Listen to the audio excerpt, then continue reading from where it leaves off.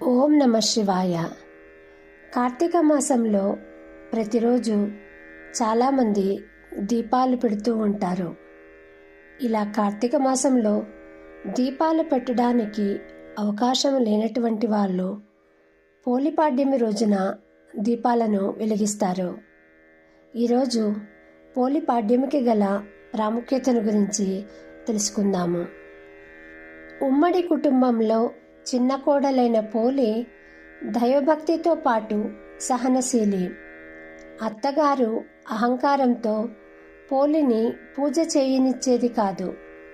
కార్తీక మాసంలో పోలిని తప్ప మిగిలిన కోడళ్లతో నదికి వెళ్ళి దీపాలు వెలిగించుకొని పూజలు చేసుకునేది.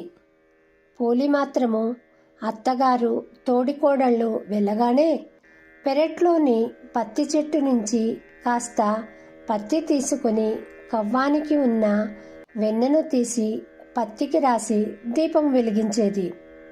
ఆ దీపము ఎవరి కంటా పడకుండా దానిపై బుట్ట బోర్లించేది. చివరికి మార్గశిర శుద్ధ పాడ్యమి రోజు ఇంటి పనులు పూర్తి చేసుకొని కార్తీక దీపము వెలిగించింది.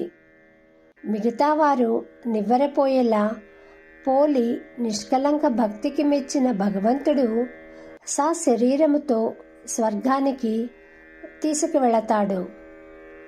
కార్తీక అమావాస్య మర్నాడు వచ్చే పాడ్యమి రోజు పోలి కథను చెప్పుకొని ఆమెల స్వర్గద్వార ప్రవేశము కల్పించాలని భక్తులు ప్రార్థిస్తారు.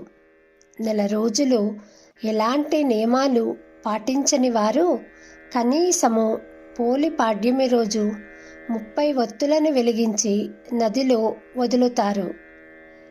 నదిలో అవకాశము లేనివారు తులసి కోట వద్ద లేదా దేవుని పూజా మందిరం వద్ద పళ్ళెంలో నీరు పోసుకొని తులసి దళాలు పువ్వులు వేసుకొని దీపాలు వదలవచ్చునని పెద్దలు చెబుతారు.